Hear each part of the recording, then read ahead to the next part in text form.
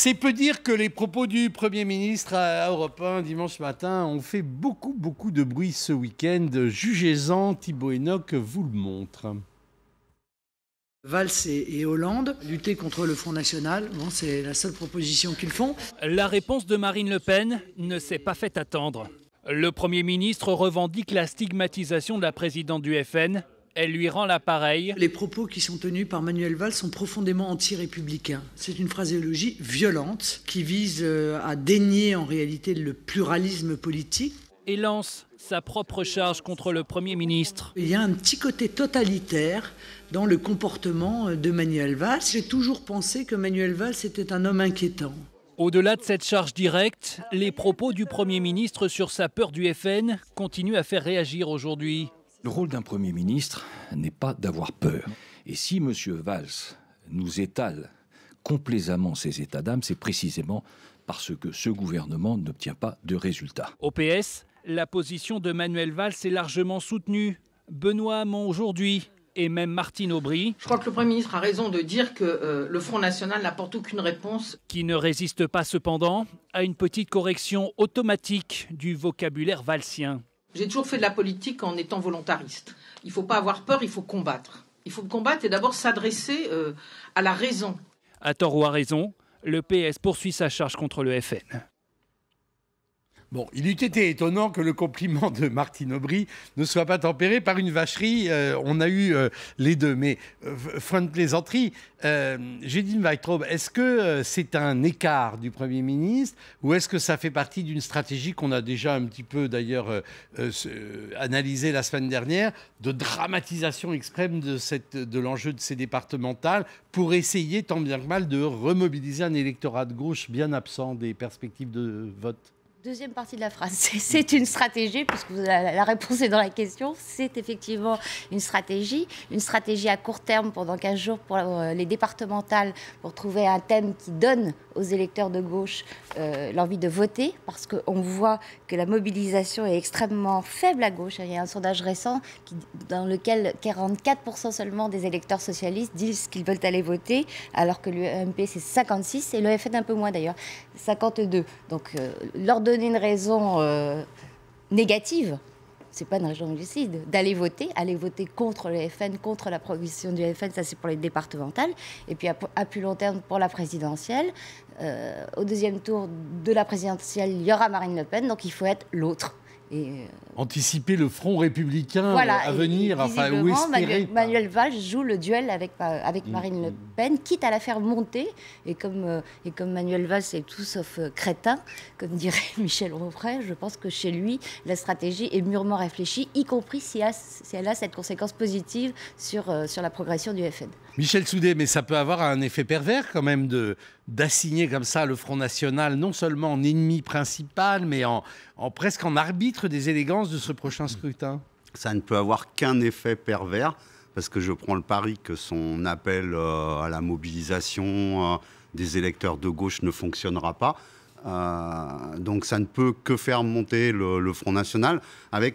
On le voit, d'ailleurs, Manuel Valls fait ses déclarations et vous-même, nous sommes obligés de donner quelque part la réponse de Marine Le Pen qui se pose en vertu du pluralisme, alors qu'on a très bien vu dans les mairies que le Front National gère, que le pluralisme n'est pas respecté.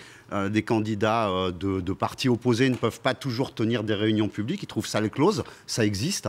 Donc ça ne peut que la porter au nu. L'argument, le Front National version Marine Le Pen n'est pas un parti républicain, me semble tout à fait inefficace également. Il y a effectivement des que ça soit inefficace, Judith Weintraub, je veux bien que vous l'entendiez, puisque de toute façon, il y a énormément de médias qui soutiennent le contraire. Maintenant, on peut tout à fait le démontrer par beaucoup d'arguments, par beaucoup de petits faits. Que personne ne veuille l'entendre, c'est une chose. Mais en tous les cas, c'est pas... Quand Manuel Valls, Premier ministre, utilise cet argument, c'est pas la bonne personne. Il n'est pas celui qui est capable de le faire. D'autant que il a fait pire quand il a fustigé le silence des intellectuels, alors que le Parti socialiste, on le sait, depuis plus d'une dizaine d'années, notamment depuis François Hollande, a été incapable de faire travailler les intellectuels et de les écouter. Judith Van Traub.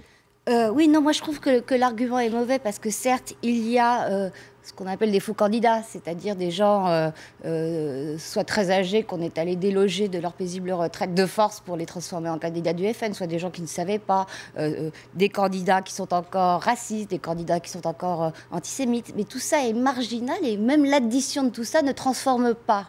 Excusez-moi, je vais faire du Kuckerman. Kuckerman a raison quand il dit que rien de ce qu'a jamais dit Marine Le Pen n'est passible des tribunaux ni pour racisme ni antisémitisme. Donc ce n'est pas le bon moyen. Le bon moyen, c'est de démontrer que son programme économique est totalement absurde. Et la raison pour laquelle Manuel Valls ne s'aventure pas sur le terrain du fond, parce qu'à aucun moment dans ses violentes diatribes répétées contre le FN, il n'a croisé le fer sur le terrain économique, il n'a parlé des propositions économiques de Marine Le Pen, et ben c'est parce que certaines de ces propositions ressemblent étrangement à celles de la gauche qu'il essaye de s'empêcher, d'empêcher de rompre définitivement avec le gouvernement, ridicule, hein. Et avec celle de Mélenchon, je ne prendrai qu'un exemple, le retour à la retraite à 60 ans. C'est parfaitement ridicule. Il n'y a qu'à voir les votes que les élus du Front National font quand ils sont en situation de voter. Est-ce que vous avez regardé le programme du FN ? Non, il n'y a pas que le programme du FN. Vous faites l'erreur que font la plupart des commentateurs, c'est que vous en êtes resté au Front National de Jean-Marie Le Pen. C'est-à-dire que parce que vous pensez qu'il n'y a qu'un seul locuteur au Front National, qu'une seule personne qui donne le discours, Marine Le Pen. La différence entre le Front National de Jean-Marie Le Pen et celui de Marine Le Pen, c'est que maintenant, il y a une multitude de locuteurs qui distillent chacun des discours légèrement différents, mais le fond du fond n'a pas changé. Frédéric Delpech, est-ce que la victime collatérale de cet échange du week-end, ça n'est pas l'UMP, justement ? Eh bien, peut-être, mais enfin, je pense que la victime principale, c'est surtout Manuel Valls lui-même, parce que j'ai le sentiment quand même qu'il a fait, alors une erreur politique, on va peut-être pas aller jusque-là, mais... Une boulette, d'après vous. Oui, il s'est placé sur le mauvais registre, c'est-à-dire qu'on l'attendait, Manuel Valls, il a plutôt l'image de quelqu'un de solide intellectuellement, de conviction, bon voilà, on l'attendait plutôt sur un registre qui est plutôt le registre de la raison et de l'explication, et là, il est allé sur le terrain de l'émotion, avec des mots assez forts, hein, j'ai peur, se fracasser, etc. Et évidemment, tout le monde s'engouffre dans la brèche, y compris ses adversaires au PS, hein. Martine Aubry, on l'a entendu, a eu des mots assez sévère. Et à gauche aussi, Emmanuel Cos hier, Pierre Laurent. Et on le voit effectivement en utilisant ce terrain de l'émotion, du registre de l'émotion, de la peur, de la panique, en agitant cette crainte, il commence à instruire un procès en perte de sang-froid pour le Premier ministre. Et là, effectivement, on le voit aujourd'hui, aussi bien le Front National, on a entendu Marine Le Pen, l'UMP, et tout le monde se rue sur ce débat. Le Premier ministre perd son sang-froid, etc. Il va sur un terrain qui n'est pas le sien habituellement. Et ça surprend un peu Manuel Valls. Il nous avait habitués à un peu plus de maîtrise de ses propos. Alors là, c'est parfaitement calculé, hein. Sa sortie est très calculée, mais en la plaçant sur le registre purement émotionnel, je pense que c'est d'abord pas forcément la bonne réponse politique parce que ça peut mobiliser peut-être un peu son électorat socialiste, mais ça va aussi mobiliser l'électorat lepéniste, bien évidemment. Et donc, c'est pas forcément... et en plus, d'avoir ajouté dans la même interview « Il est hors de question que je démissionne », c'est extrêmement étrange de s'impliquer à ce point comme rarement dans une campagne électorale locale, d'aller faire des meetings, de tenir des propos aussi durs, c'est quand même assez contradictoire de s'impliquer autant, tout en disant autant, en même temps, de toute façon, quel que soit le résultat, moi je resterai, j'irai, je ne bouge pas. Il y a une contradiction, soit on s'implique dans la bataille et on en assume les conséquences, enfin il y a, bon voilà. C'est pas le Premier ministre à s'impliquer dans une élection et à ne pas démissionner en cas de défaite, sinon il y aurait une valse de Premier ministre Sarkozy, alors que toutes les élections ont été perdues par le parti dominant. Par exemple, les premiers ministres en général, comme les élections locales de mi-mandat ou avant que le mandat arrive à échéance, sont généralement perdu par l'exécutif. Le Premier ministre en place prend bien soin de ne pas, ce qu'on appelle, nationaliser le scrutin. Il dit, bon, ça c'est des affaires locales, de toute façon ça n'aura aucune conséquence. Manuel Valls, comme dit Frédéric, fait les deux, c'est-à-dire qu'il nationalise et en même temps il s'exonère à l'avance des résultats qui s'annoncent mauvais pour le PS. Michel Soudé, mais néanmoins, c'est vrai qu'il y a une sorte de réflexe, j'oserais pas dire pavlovien, mais en tout cas bien ancré dans l'électorat de gauche, dès qu'on agite l'argument antifasciste, chiffon rouge, Front National, ça peut marcher, peut-être. Non, il n'est plus ancré. Je peux vous expliquer très rapidement pourquoi. On a beaucoup fait appel au Front républicain à la fin des années 90, pensez aux régionales de 98, après les municipales de 95 et à l'élection présidentielle de 2002. Mais à chaque fois que ces braves électeurs ont été votés en mettant un mouchoir sur ce qu'ils pouvaient penser contre quelqu'un d'un autre camp, etc. Ils n'ont jamais été entendus quelque part. Ils ont même été méprisés. Chirac, au soir de 2002, a dit merci. Et ensuite, il a fait des réformes exactement contraires à ce que les gens qui l'avaient soutenu contre le Front National... Il n'a même pas réuni son propre camp. Il n'a même pas réuni son propre camp. Au début. Et tout ça s'est aggravé par le référendum de 2005 et les suites que l'on a connues, où on a pu voir que finalement, quoi qu'on vote, rien ne changeait. Par contre, finalement, quelque part, le Front National, lui, son score, il est entendu. Et on voit, quand les vieux partis n'ont pas d'idées, ils vont puiser dans la bannette du Front National quelques idées. Alors, ça donne, y compris chez Manuel Valls, ces phrases sur les Roms qui n'ont pas vocation à s'assimiler ou autre. Tout ça, c'est des vieilles rengaines du Front National qui ont droit de citer chez les vieux partis. Et donc, les électeurs, le Front républicain, ça ne fonctionne plus. Il y a une grève civique qu'on a pu voir à l'élection européenne. Tous les sondages aussi annonçaient que le Front National serait le premier parti, qu'il arriverait en tête ou autre. Est-ce que pour ça, les électeurs se sont déplacés? Non. Judith Weintraub, est-ce que ça va être si facile pour l'exécutif de toujours repousser l'introduction d'une dose de proportionnelle quand on fait d'un parti qui est sous-représenté par rapport au poids politique qu'on lui donne quasiment l'adversaire principal? Il y a quelque chose d'assez contradictoire. Oui, il y a une complète contradiction dans la méthode et dans la théorie. Maintenant, il y a la pratique. C'est extrêmement compliqué d'introduire une dose de proportionnelle d'ici les prochaines législatives en 2017. Ce sera un petit peu moins compliqué d'introduire la proportionnelle intégrale, mais là, pour le coup...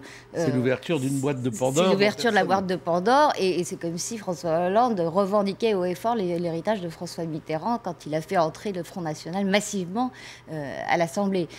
Donc il y a peu de chance, mais malgré tout, ça reste un problème, mais ça fait partie des problèmes qu'on peut difficilement traiter très à chaud. Frédéric Delpech, dernière question. Le Premier ministre est vraiment impopulaire à dire ce qui l'inquiète à ce point-là. Est-ce que ça n'est pas solliciter les électeurs qui ont envie de manifester leur désapprobation par rapport à la politique qu'il mène, de mettre précisément un bulletin Front National dans l'urne pour lui faire peur davantage? Oui, c'est bien sûr le risque. Alors là, Emmanuel Valls prend quand même un certain risque. Effectivement, on peut dire qu'il y a un certain panache politique à le faire. Alors bon, ce qu'on peut quand même noter, c'est qu'il essaye de ramener, on le comprend bien, le débat sur le terrain moral. Et c'est vrai qu'on avait vu ces derniers temps ceux qui essaient de combattre le Front National sur le registre, le programme économique, décortiquer les propositions, mais ça non plus, ça n'a pas fonctionné. Ça n'a pas été vraiment fait. Hein, oui, si enfin, il y a eu quand même aux européennes notamment sur la sortie de l'euro, etc.